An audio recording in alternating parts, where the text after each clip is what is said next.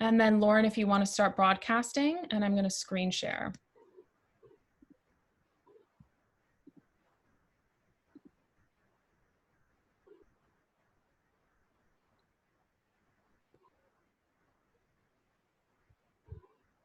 Lauren, are we live? Just give me a thumbs up.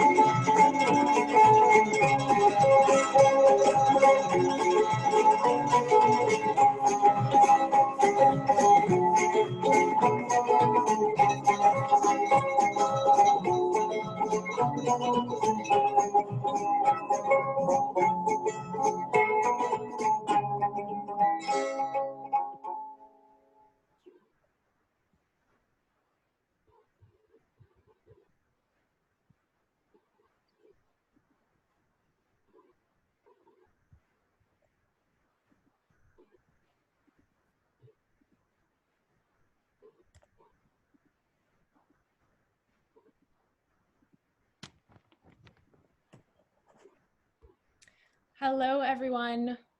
Welcome to the Hunger for Justice series. This is episode 2, Facilitating the Seed Commons, with Debal Deb, moderated by Chef Dan Barber. Before we begin, I want to go over some general housekeeping. You'll see there is both a chat box area and a button marked Q&A. Please use the chat box area to share amongst yourselves. We'll also populate the chat with some resources. You'll see at the top there's a link to a public Google folder that holds resources from today's episode, including the slide deck, articles, and publications from our speaker. Please use the Q&A button to submit questions for our speaker. The final 10 minutes of the program will be for community questions. You can submit your questions anytime before then. We have over 300 attendees today, so we apologize we will not be able to answer everyone's questions. We will do our best to consolidate the questions and upload answers into the public resource folder. Thank you so much for joining this series. You are part of this conversation about how we feed everyone in a post-COVID world. Your participation is essential in order to hear all voices. So please take our post-session survey at the end of the meeting. The screen should bring you to the survey when you end the meeting. There you'll be able to opt into ways of continuing the conversation as we build this global community. When you submit the survey, you'll be entered into our episode giveaway. This will be sending a gift package from our sponsors to lucky winners who complete the post-session survey. This week's episode is sponsored by Row 7 Seeds. Please check out row7seeds.com or follow them on Instagram at row7seeds. Navitas Organics is a series sponsor. You can visit them at navitasorganics.com. They are a certified B Corp. Just to remind you, this session is being recorded and will be uploaded for public viewing on the HEC YouTube channel. And so now it is my pleasure to introduce the founder and executive director of A Growing Culture, Lauren Cardelli. Hello, everyone. Thank you so much for attending episode 2 of the Hunger for Justice series. Thank you. I want to give a special shout out to our sponsors for helping make this happen. Not only Row 7 and Navitas, but also Eat Your Way Clean and Milgram and Dascom Law Firm. Thank you guys so much for your ongoing and continuing support. This series is so important to me because it really touches on an issue that is so dear to all of our hearts. Our food system shapes society in every way imaginable, right? And COVID-19 has really kind of unveiled some inequities within our food system and the injustices that are really based upon the foundation of how our food system is made. For instance, our food system is not broken. It was designed to produce calories, not nutrition, to consolidate control, not democratize production, and to protect the bottom line, not feed the bottom billion. So at a growing culture, we are dedicating to transforming this food system. However, in a world where over 70% of the world's food is produced by not only smallholder, but indigenous and family farmers on only 19% of agricultural land, we believe that we need to center the dialogue on fixing the food system on that community. We work tirelessly to support them. As adversity breeds ingenuity all over the world, those communities faced with social economic persecution, a drastically changing climate, they're giving birth to unbridled ingenuity. So this series is a dedication to those frontline workers. So now it is my extreme pleasure to introduce a hero of mine who I've known for almost 10 years, Debal Deb. Debal is a seed saver extraordinaire, an activist, a systems thinker. I mean, he's everything. As an old farmer used to tell me, farming isn't rocket science, but a rocket scientist couldn't do it. Debal, in so many ways, is a rocket scientist and a farmer. This guy has done more than I could ever imagine. He has protected over 1,440 seeds, and he keeps all of those varieties alive, cultivating them every year on 0.7 hectares. You got to imagine how hard this is. Debal tirelessly, with very little support from the outside world, has carried on this mission, protecting our biodiversity, protecting indigenous forests, bringing back sports and cultural events.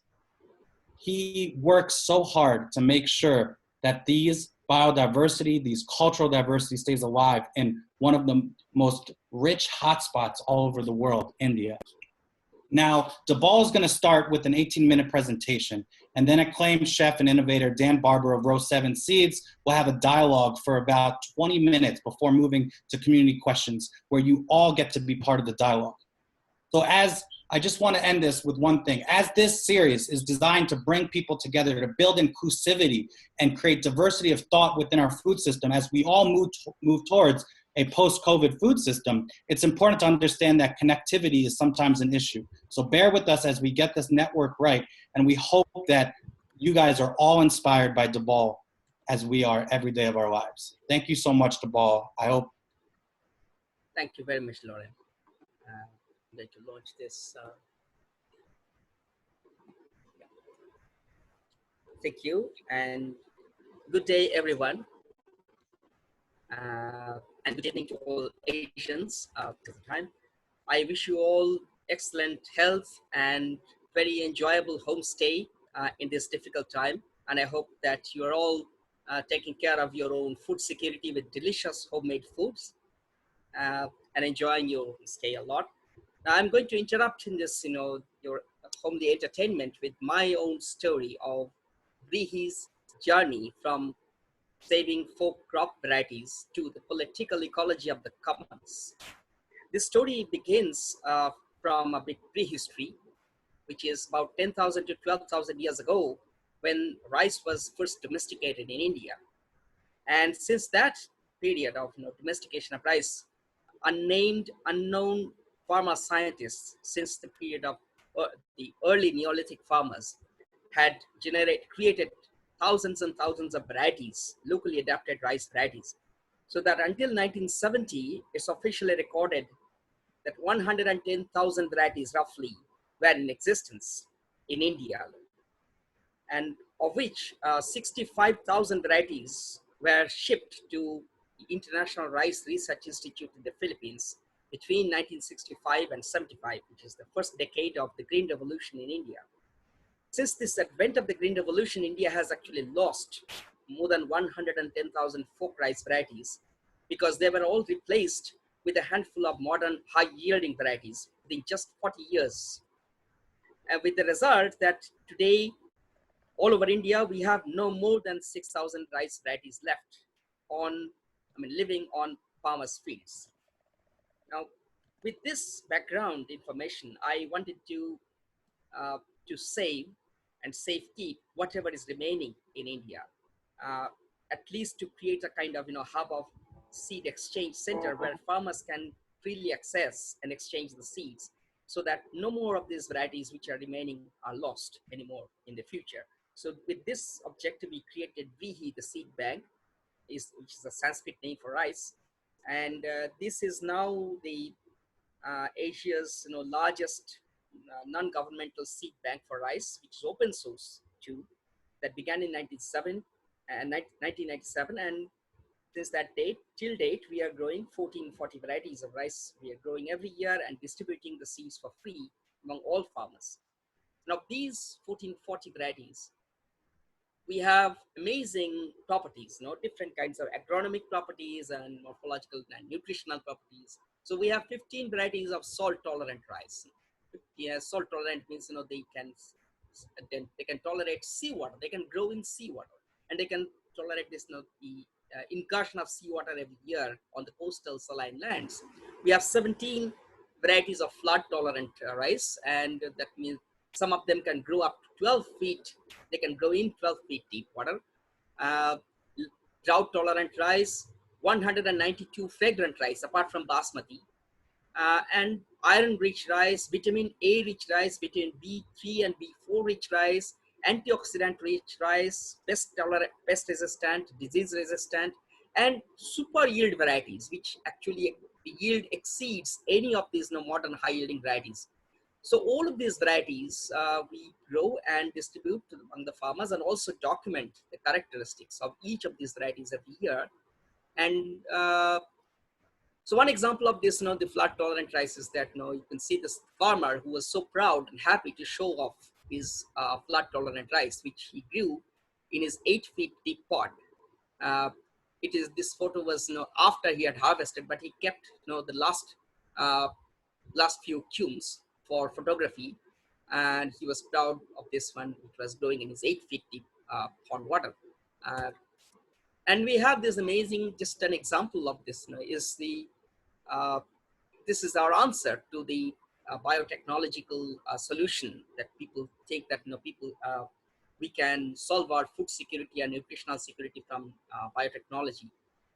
And the last line in this table, the last row, is genetically modified iron fortified rice, which genetic engineers believe that this will solve this the anemia, which is endemic in majority of the global south. This incorporated soya gene for ferritin enzyme, and this contains 7.2 milligram per kg, 7.2 milligram of iron per kg of rice. And they claim that this is a hugely high iron-rich rice. The one just above this, the penultimate line, is IR68144, which was developed in IRRI, and there the content of iron is 8.9. Now, compared with these, the dozens of rice varieties, we are not going to show you all this 78. We have more than 78 varieties which are very high rich in iron. And now look at this 40 mg per kg, 130, 150, 80, 60. All of these are grown by these indigenous farmers, developed and created by unnamed, unknown farmer scientists who did not know what DNA is, who did not know about the enzyme actions, but they achieved it. And they're growing it with zero investment of industry. But anyway, the common sense would always say that we should promote those traditional varieties for our food security and nutritional security and curing of anemia, rather than investing millions of dollars in developing this soy ferritin gene rice. But common sense is very uncommon among policymakers. We all know that. But that's the answer we have already given this. It's another amazing innovation by farmers, unnamed farmer scientists who developed this unique variety of rice. In each spikelet, you can see the photograph. In each spikelet, there are 3 rice grains, 3 kernels inside. We have just a couple of years ago, we identified the genes responsible for overduplication and multiplication, replication genes. But this is a feat which genetic engineers not yet have imagined about developing this. But this farmer, we don't know his name or her name, and they developed this without any investment or industry, or without knowing anything about DNA or protein or enzymes.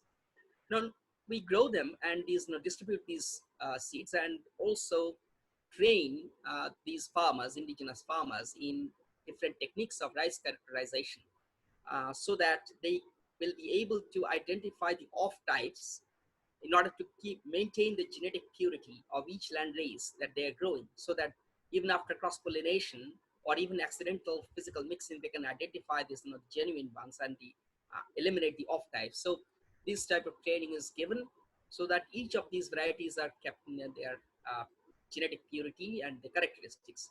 You can see there's another visuals of this. You can see the top row is the raw rice and the bottom row is the milled rice that we eat. Now you can see this the diversity of color, size, shape, and all this, but you cannot get an idea of the aroma or the taste of each of these rice varieties. Whether one is sticky or not, whether one is it's a quickly boiling, quickly cooked rice, or which one is vitamin A rich rice, which one has high antioxidant content, which one has high vitamin B4 content, and so on and so forth. But Debal, these varieties are. Debal, can I just interrupt you for a moment? I just want to make sure. I'm sure. Sorry to cut you off, but what is the difference between the top row and the bottom row? Oh, the top row is the raw rice with the hull, and the bottom row is when you remove the hull by milling. Ah, okay, sorry. So the bottom row is the milled rice, which you cook for eating. Yeah. Okay. And so Prihi not only distributes and preserves those seeds, but also distributes the seeds of different varieties and species of legumes or beans, 32 different varieties of aubergines which we grow, and also distribute the seeds among the farmers. And then different species and varieties of millets, finger millets and foxtail millets and pearl millets, and just giving examples, and many, many other crops and vegetables too. Then Prihi becomes the hub, a central distribution center of all these seeds among the farmers. And it's definitely, always free of cost. Everyone can come and approach and exchange seeds or take the seeds pay for free. The only condition for the recipients, farmers, is that they must not sell the seeds. They are, of course, free to make money by selling the rice varieties as food, or processed food or whatever, but never as seed, because seeds are the commons. It's a global commons. No individual or a corporation has any moral right to own them and to sell them, because seeds always, from the beginning of this, the agriculture was the world commons, global commons. We are only their custodians of these seeds, which were invented and discovered and developed by those unknown farmer scientists for thousands of years. We are only custodians, and we cannot be judged. So that's the way we distribute these seeds to a circle of these farmers. They can either give in exchange another variety back to Brihi, which we give over to another farmer, or if it's very distant farmer, then they can give away this sample of this variety after they harvest in the next season. After they multiply, they can give it over to another farmer. So this way there's an expanding circle of exchange, and it keeps on expanding every year. Yes, Dan. Sorry, I can't hear you.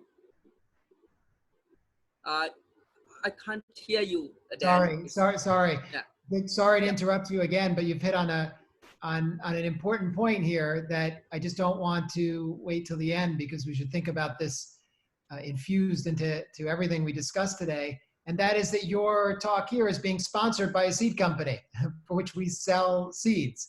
And so my question is, how do you square the modern commerce of seeds with what you just said? Is there a place for it? And if you don't have to answer it now, we could start with just responding, but we could also answer it when you're done with your presentation. But yes, I think I'll tackle that would be shortly, and then we'll get back to that question immediately.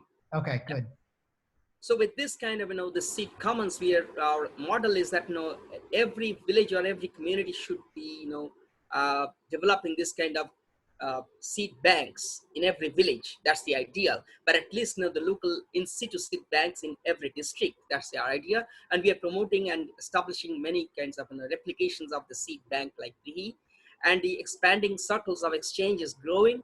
Now, currently, over these past 15, 20 years, we have more than 17,000 farmers who have received seeds from Prihi directly or indirectly.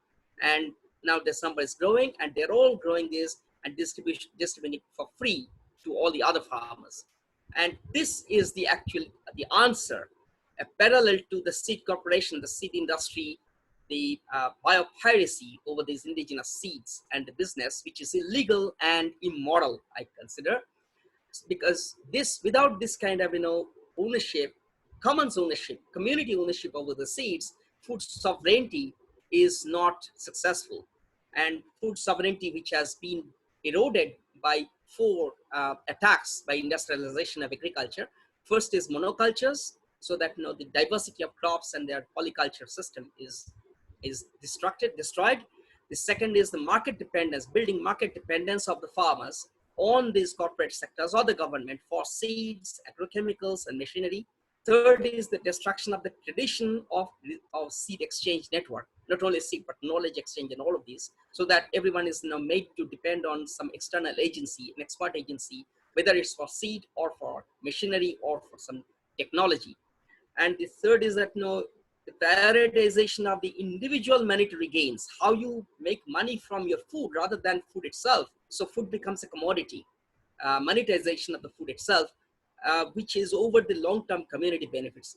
Once we take care of these, then of course, the food farmers' seeds of sovereignty and food sovereignty will take place, will be successful all over the world. That used to be. And the seed commons to me is just the beginning with the rice and whatever. The seed bank is just a handle toward achieving sustainability on all lives, the entire life of humans, your lifestyle, how you live in your city or village. And the commons, that includes many kinds of village woodlots which have been destroyed. So we are also trying to recreate those village woodlots which were destroyed or lost. We are protecting sacred groves and sacred ponds, which were the last bastions of biodiversity, critically endangered species. Where now we are trying to revive them. Reciprocal labor exchange arrangements, and reviving traditional sports and folk musical traditions, which were also reinforcing the communitarian ethos. We are recuperating them from the onslaught of this corporatized crickets, for example. This Vitex is one example. Like labrata is a critically endangered species which we rescued from the verge of extinction using tissue culture in my own lab and replanted some of the last saplings in the villages. And we have this making this explanations, explaining the importance of sacred groves. This is one village sacred grove, and explaining this the history and biodiversity of that particular sacred grove to a group of youth from 20 villages.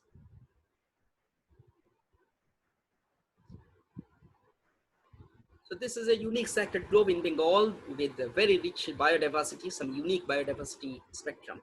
We're also reviving many traditional forgotten sports, including archery and stilt race and all of these, where boys and girls now are participating from different parts of the country. And every year we hold this kind of tournaments so that they can again revive those traditional communitarian ethos with this involvement of the community, not just cricket, which is sponsored by multinationals. And also reviving many kinds of traditional baul gharana is a special ancient musical tradition in Bengal. And lastly, we also hold annual festivals of food festivals, traditional foods. We name it Taste of Diversity. Because when we say 1,400 varieties, it's just a number. Intellectually, you understand it's a big number, but it has no meaning to you as an organism until you taste it. So then you get, when you taste 40 different varieties, you get different taste, different aroma, different color, sticky rice, non-sticky rice, and all of this. Then you get the meaning of this number of this, 1,400 varieties, meaning 14 different tastes and aroma and color. That's how people get reintroduced to this, the meaning of diversity, the taste of diversity. And this is only this one way, the last way of reimagining what we have lost, the alternative to this current model of development. Can we imagine another kind of development where the right of the individual or corporation is abrogated, the right to their freedom and their right to deprive others of nature's services? Can we imagine that the right of not only the current members, the contemporary members of the community, but also the future members, the members who are not yet born in the community, and their environmental rights and social rights are upheld. With that, idea in this one, that's the meaning of the commons, and that's why we have to recuperate this commons in the communitarian ethos rather than privatization and individualization, monetization of the resources. Thank you. I think now we can start answering your questions from now on. And Well, can we just start off with the elephant in the room, or the seed company in the room, that wants to do the right thing and supports everything that you said? I'll speak on behalf of the entire company, and probably speaking on behalf of everybody who is listening to you right now. I would imagine that if we were to poll the people listening into this, it would be unanimous in support of your work and in support of the themes of your work. My question is, where does a seed company, I would ask about commerce after this, but just seed commerce and a seed company selling seeds, how does it work in your mind in an ideal way?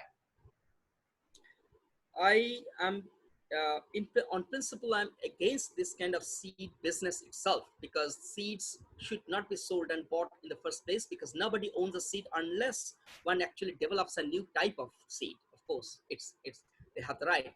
But I'm talking of this, the indigenous seeds which were by thousands and thousands were developed over centuries and centuries by unnamed, unknown farmers who never made money with this. So, for example, every item of food that we eat today all over the world, the rice that you eat today, or the wheat that you eat, the bread, the wheat was actually developed, and all the varieties were developed by Mesopotamian farmers 10,000 years ago in Iraq. Or the corns were developed by this Mesoamerican farmers, potato, tomato, cabbage, cauliflower in Serbia. Now, we don't imagine, nobody could thought, in the 16th century when this, the new world crops were brought to Europe, nobody thought of paying a royalty to them, the South American farmers, for eating potato or tomato. Now we have to pay for all of these kind of expropriated materials with just a tinkering of this variety of our hybridization, and then we have to pay, the farmers have to pay to the company, but not the original cultivators who developed and created those varieties in the first place. That's why we consider this is unethical. I would rather say that if it's a special kind of variety, even this, what kind of special variety, that's the big question. I mean, as I give an example of this, this variety of rice with 150 ppm of metal, of iron, for example, or a variety which contains silver. And we discovered this, the only variety that contains silver in its grain is a medicinal variety. The originator of these varieties never made money. Now if a company comes and makes a patent on it, this is biopiracy. This is immoral. So I refused. And if this kind of a company comes over to pay me to sponsor my work, I refuse. I have refused all the time. I have never received any kind of corporate support till date. But of course, if an individual, even working with a seed company, wants to support this kind of work as an individual, I welcome that. But not from this company. That's it. And again, there are no arguments except the question. Well, I have two now that came out of what you just said. One is, you said, well, I Debal, I'm okay with a seed company that develops a new variety. Well, then it's okay to sell. But developing a new variety is just piggybacking on the inventions of the past, on those farmers that you said were never paid. So, yes. So there is really no commerce in your mind that as we look to a future food system with diversity, with regional adaptation, with diversity and nutrition and flavor, exactly, where does commerce play in that? If we're always exactly. You're very right. You're very right. I mean, this is the main. I mean, it's simply making money is the motivational factor. It's not helping the farmer. It's not nutrition to the consumer. It's just making money. And every single hybrid, hybrid means you already have a raw material, 2 parental lines or 4 parental lines. And where did this parental line come from? They're coming from this indigenous farmers. Now they're not never paid. They're never compensated. So all the money and the profit goes to, this is what we call biopiracy. So patenting these genes, which were already developed and identified, made use of by these unknown farmers, and now taking this or usurping their innovations in my name, in anyone's name, is biopiracy. This is immoral, that I.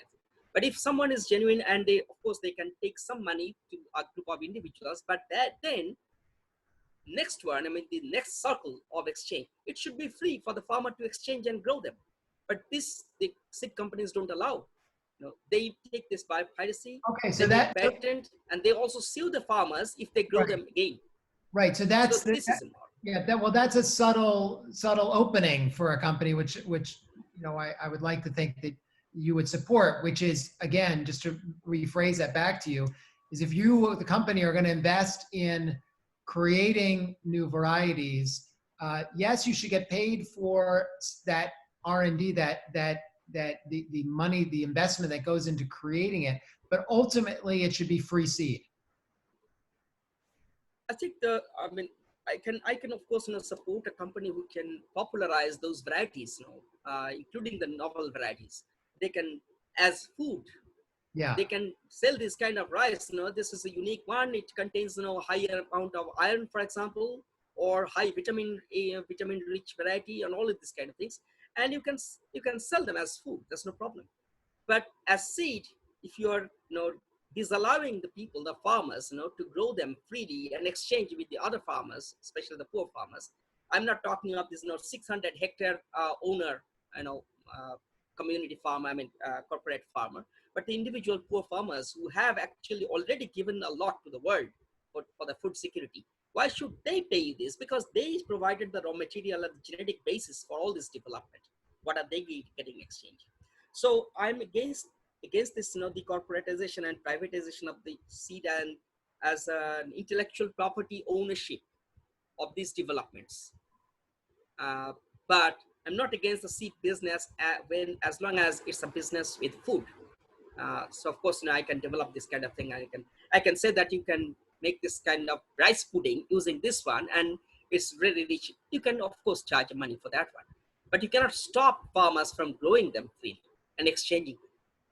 But but a seed company that isn't invested in protecting seed isn't invested in protecting seed through patents. A company that turns its back on patents. What's your response to that? I mean, in other words, you would insist on no patents, obviously, but then you would also insist on no hybrids because that's a patent, right? Yes. Yeah. Yes. In fact, the major reason for developing hybrids is that is to prevent the farmers from growing them over year after year, because the hybrids will not perform after two cycles. So that's the reason they developed this hybrid seeds. But look at this, all the traditional, not just rice, whether it's tomato or potato or wheat or whatever, one single traditional variety, heirloom seed, and you can grow for 100 years in the next generation, and nobody is charging for that, including the innovators. So that was this, the system over millennia, for 10,000 years. Until not that long ago. Well, it's still continuing.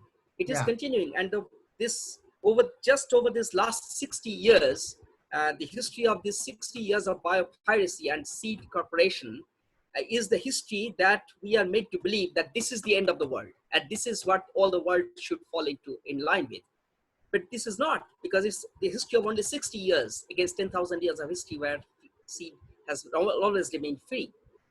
And it's still free in Mesoamerica, in Asia, much of Asia, in Africa, even in this North America, as many of these places. Seeds are freely open exchanged. It's an open source, just like Linux. You can contribute, and there's no limit to innovation. And people are that's very apparent from your presentation, that innovation is at the heart of what you're doing. The power of, to me, what I take away from what I watched you present is just the power of innovation, of selection. Selection is like a superhero. I mean, you can create anything you want, and that's what you're proving. Exactly. And without any monetary incentive. Yeah. Even with modern science, what was the money that Newton made from his discoveries? What was the money that Darwin made from his discovery of, description of evolutionary theory? But people have remained innovative all the time, until this. And even today, we have this Linux as an excellent example. When 30 million people are involved every day in developing Linux for no exchange of money. So, it's a it's a kind of post-truth world where we are told that without money and without profit, you cannot remain innovative.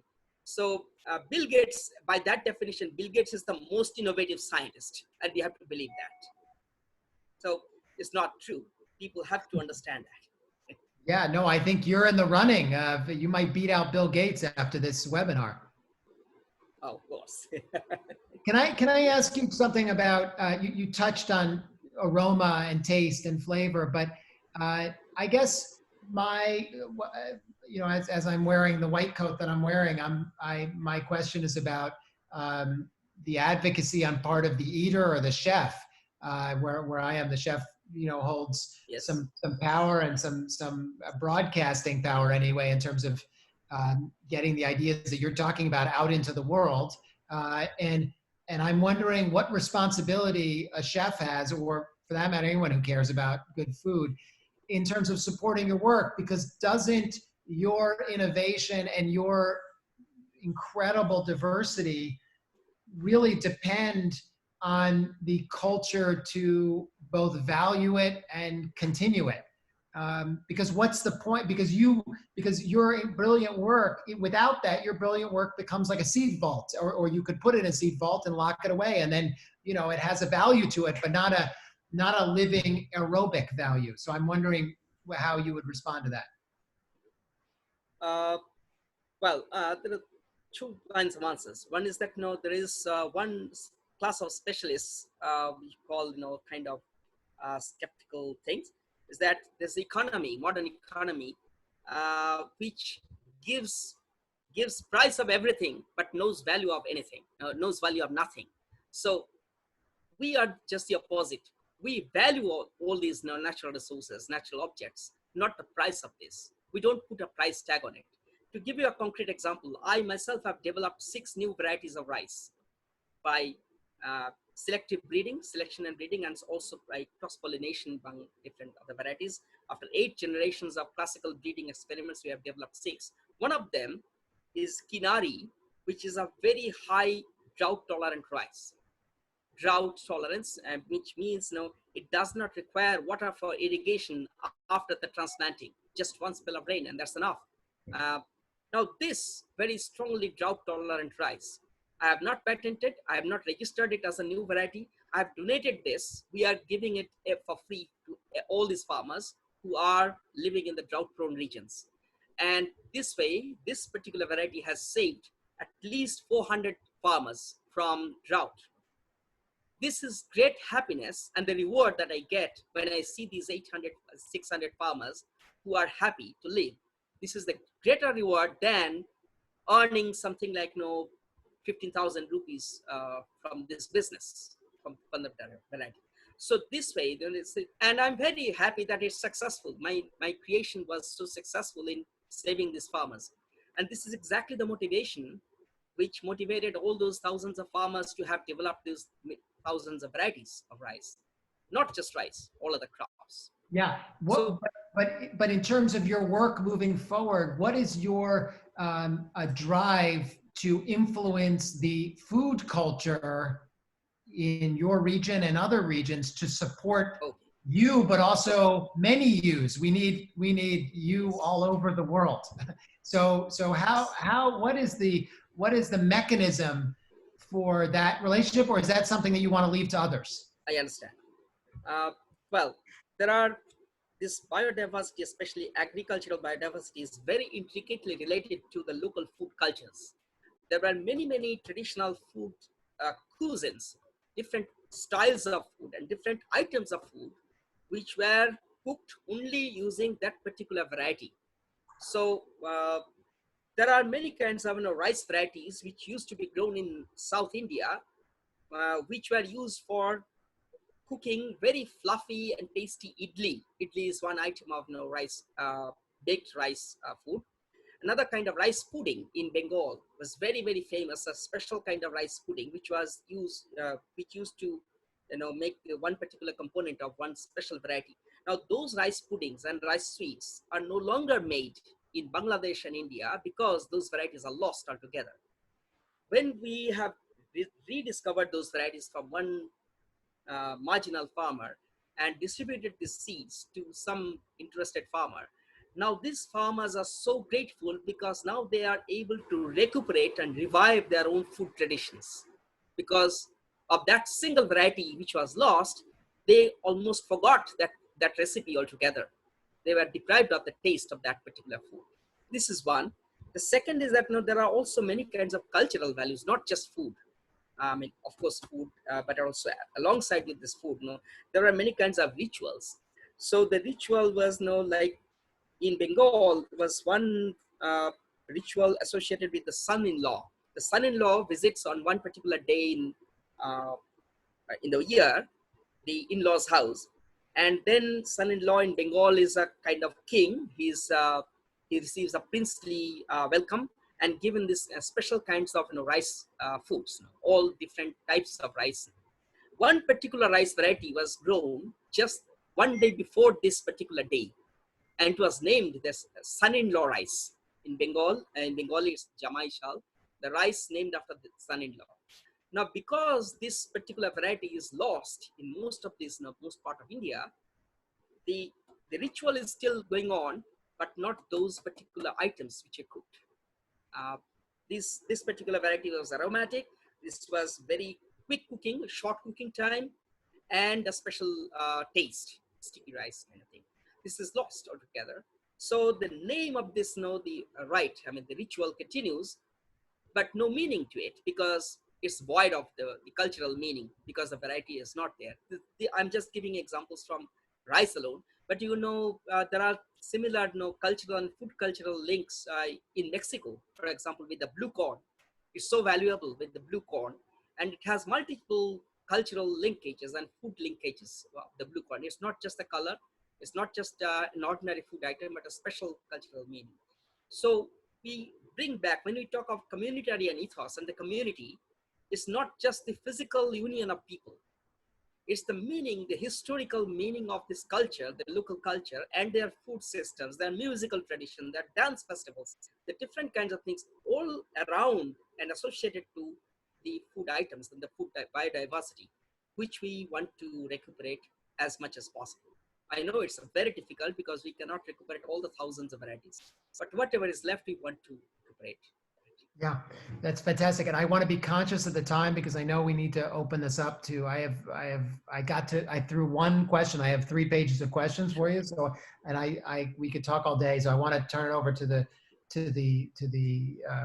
attendees of your talk. But before we do, we're looking at this beautiful array of books behind you. And I'm just wondering, what is this your own library? And if so, can you tell us what kind of books you tend to read on your spare time? Well, it's not just agriculture, they're all cultures, dance and religious studies and evolutionary biology.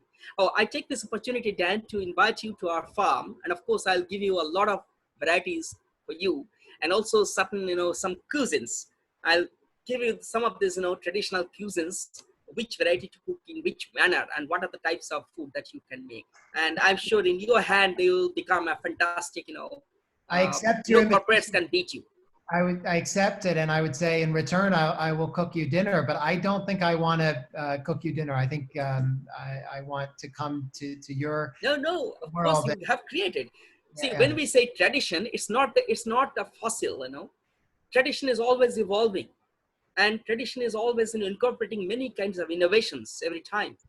So people like you can build on this, the existing tradition. You can ramify it, you can enrich it with your own innovativeness.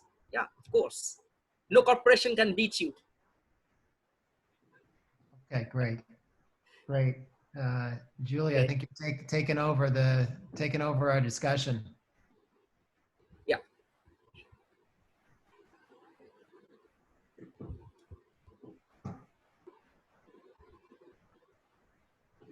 So we are going to go into community questions now. That was an amazing discussion that you guys had, and it will continue. But we do want to make sure that the people that have been submitting questions get some answers. So Dan, if you wouldn't mind reading these questions to Debal. Mm, Absolutely. yeah, thank you.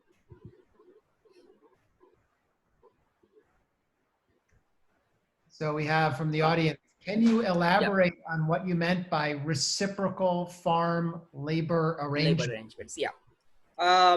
It's that, until 1950s or 60s, until the advent of the Green Revolution, so to say, uh, all the villages in India, for example, or in Africa, Sri Lanka, Nepal, farmers did not hire any labor. The, the word, hired labor did not exist in their vocabulary. It was a community labor.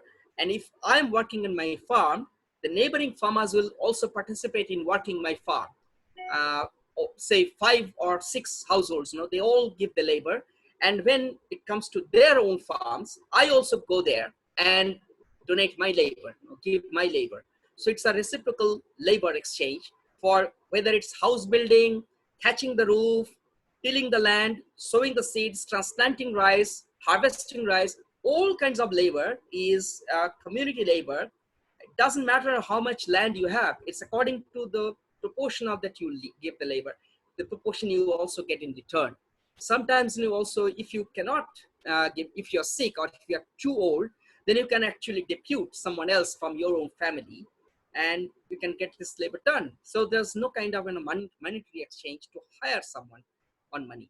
That's the kind of traditional labor exchange, which had different kinds of names. In Mexico, it had one name. In even in ancient Europe, it had this kind of system, different names. In Ladakh, Kashmir, they had one name. In Nepal, has one name. So all these kind of systems were there, which is replaced currently with wage labor system. Okay, another question from the audience. How do we begin to scale these varieties up so we can challenge the industrial system? Is this about scaling up your varieties, or is it about taking the idea of Yes. your adaptation and your regionality and making that a copy for other regions in the world? When we say that no, we are distributing for free and thousands of farmers are taking in exchange for free, and the expanding circle of exchange, expanding circle of farmers, taking up. So far in this over 10, 20 years, there are 17,000 farmers. I consider as an individual, I have scaled up a lot. If it were a bigger organization, it could have been much bigger scale. But the point is that no, it's not challenging one particular industry in this. The point is that no, I am making one particular farmer, each individual farmer family, self-sufficient, self-reliant, and sovereign over their own resources. That's the point. It's not the top bottomwards, but it's bottom upwards. So it's from the bottom level, we are making this freedom of and sovereignty spheres. And farmers get access to these varieties. Yeah, how can farmers get access to these varieties? Any farmer who can reach our farm in the Sudha, they can always get this number. The only thing is that they have to explain what type of seed they want, whether it's a dry land or wet land or inundated land and so on. And they can get the seeds. If you want an aromatic rice, you can get it freely. Would you support a farmer from, say, North America, United States, coming, visiting you, taking back seeds and planting what you've developed? I have no problem with that, but the government of India has this legal mechanism, this Biodiversity Act, which prohibits this export of seeds. Not export of rice as food, but export of seed is prohibited. So you need to obtain a special permission from the Biodiversity Board, Biodiversity Authority of Indian government. Once you obtain that certificate, you can get this. But philosophically, you don't have a problem with taking the seed out of your region and out of your hands into a totally different climate and farmer. Within India, it's no problem. Within India, anywhere you can. So we have distributed the seeds and exchanged seeds with 17 states of India. Yeah. Okay. Next. How should a grower who makes an old variety commercially viable for production be rewarded for their work if they don't sell it? Now we're back to the commerce question. Well, uh, how did the farmers were making this for 10,000 years? They were using selling the seeds as food. They were selling the seeds as food. I mean, rice, just like you buy basmati rice for eating from a shop. You rice corn from a shop for food. So any farmer is free to sell his food, even processed food like Rice Krispies. You can make this your rice and make an excellent quality of crisp rice or beaten rice or fluff rice pop rice, for example, a rice pudding and many other things. So you can sell them, but not as seeds. Well, many farmers are doing that, but on principle, I don't support that kind of seed sale, seed commercialization. How do you ensure that Vrihi varieties stay in hands of big capital? Well, first of all, Vrihi varieties we give to the farmers and say that you cannot sell these seeds, so they pledge. Of course, I have no check on if someone agrochemical company comes and steals these varieties, but we have documented all these varieties, all the morphological and genetic characters of these varieties. We have published them. We are going to publish this year again of 1,200 varieties characteristics. So if a company goes to patent on any of these, we can forestall that patent by showing that we have already this documentation of all the characters published there, all the 56 characters of each variety. So anything matching is it preempts any kind of biopiracy. So that's one thing. And in fact, Monsanto had once sent 3 times their scouts to our farm to catch hold of the 3-grain rice, 3-kernel rice. They were unable to see that because we caught them red-handed and we just kicked them out of a farm. But people always try to do that. But even if they get hold of it, we have different means I'm not going to discuss in the detail. But one is that coding. We know the codes, which code stands for which variety. And second is the publication of all the characteristics, morphological characters, by which you can always show that these characters are already known in the prior public knowledge. And once it's prior public knowledge, you cannot take a patent on it. That's one measure of defense. How do you what is the effect of soil quality? Soil quality. Great question on rice growth. Yep. and on nutrient density. Yeah, important question. Well, many of these metal contents, like iron content or zinc content, depends on the inherent content of these metals in the soil, of course. But there are many varieties. This is also a kind of genetics that's involved. There are some special varieties which always take up iron in a high quantity than the modern varieties, for example. So IR36 or IR64, for example, will not be able to take up very high iron from whatever soil they grow on. But there are many varieties which can, some special varieties. So 68 varieties can they can take up this up to 200 ppm of iron from an iron-rich soil, but other varieties cannot. So one example is this silver rice, which we discovered. This is the only rice variety that absorbs silver from this one.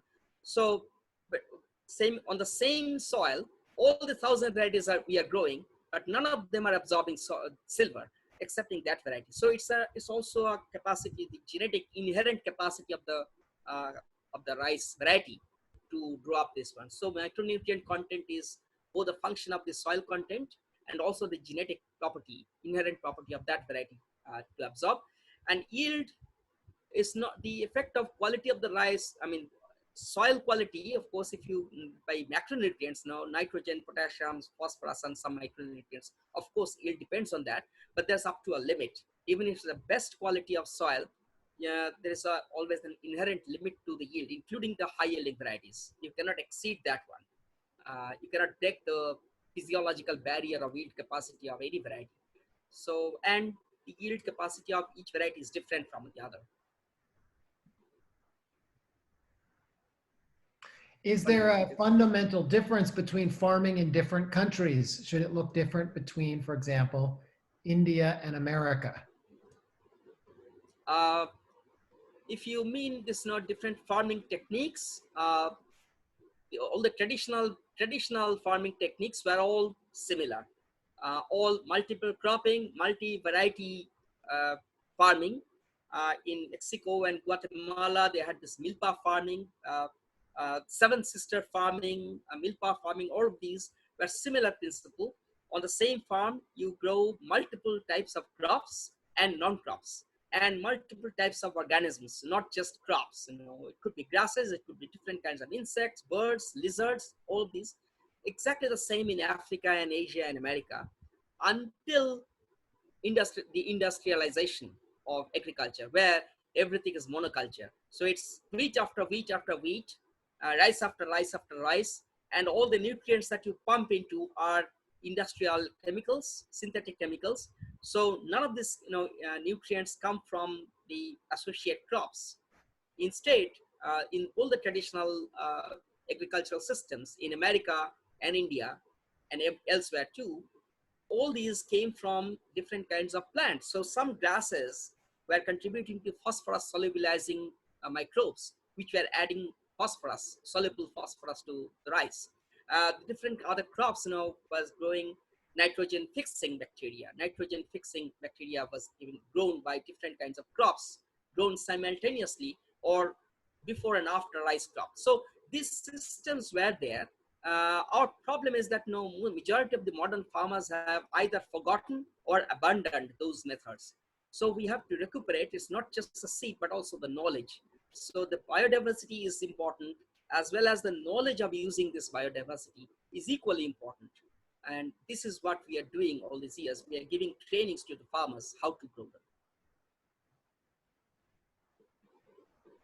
Great. Can you lay out a pathway of what would be needed to happen for the global agricultural system, at least as it's working now, to move away from mass market privatization and prioritization? Very fortunately, there are many models which have evolved. I'm not talking of only the traditional tribal agriculture, but also in modern societies. There are transition towns in Europe, in England and France and Spain and Germany. The transition times coming up. And there is models of modern agriculture with this biodiverse farming, which we call agroecology, and there is La Via Campesina models, and all of these kind of things. And farmers market is another.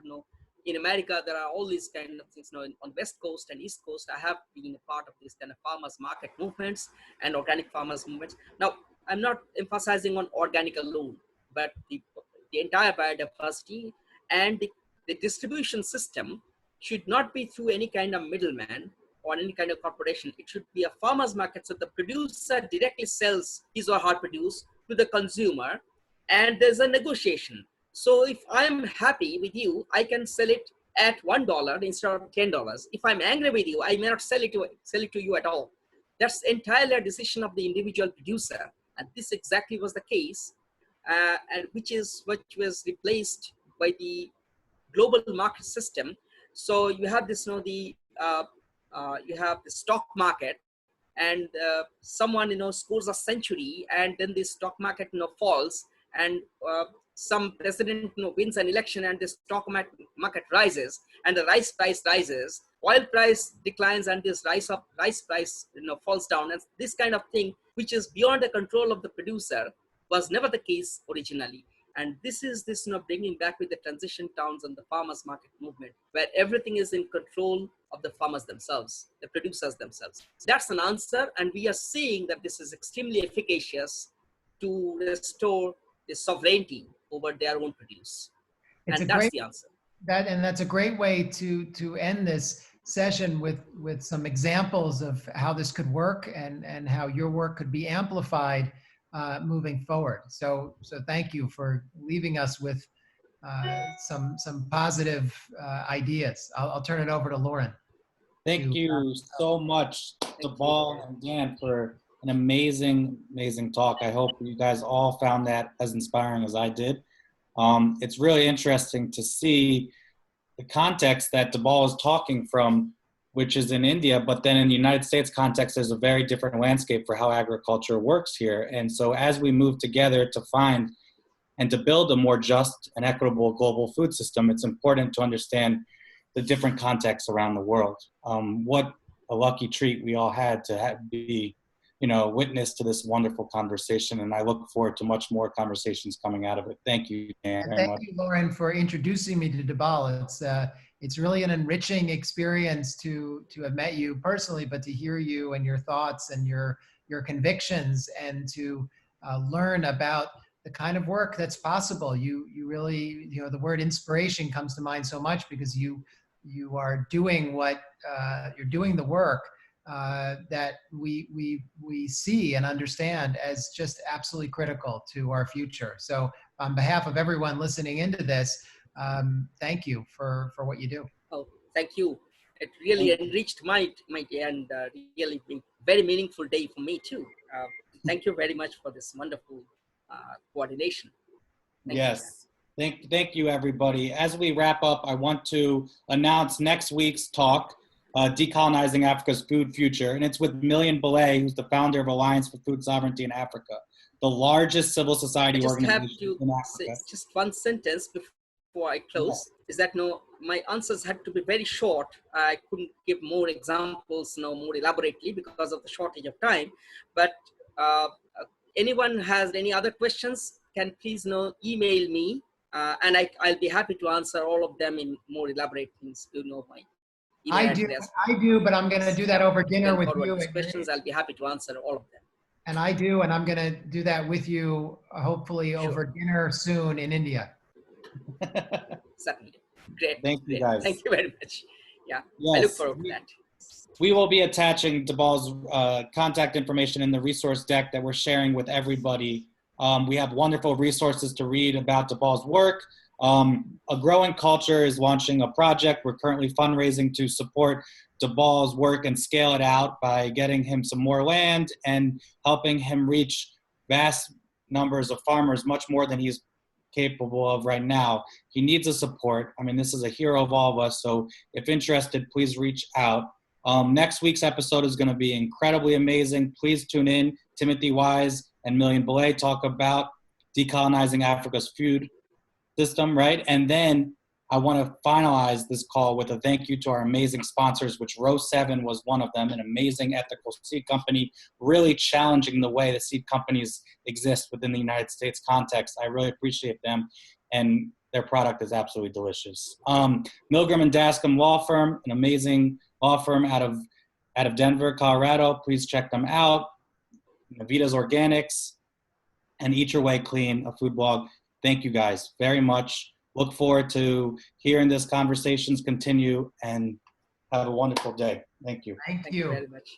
Have a very nice day, everyone, and have a very good food security at your home with your delicious food diversity at your home. Thank you, Debal. Thank you. Thanks, everyone. I am going to keep the session open for another minute or two if you want to add any further questions. When you exit, you should be prompted to go straight to the post-session survey, so please do fill that out. The panelists will start to leave the session. We will gather your questions, consolidate them, work with Debal to get them answered, and post them up on the shared resource drive.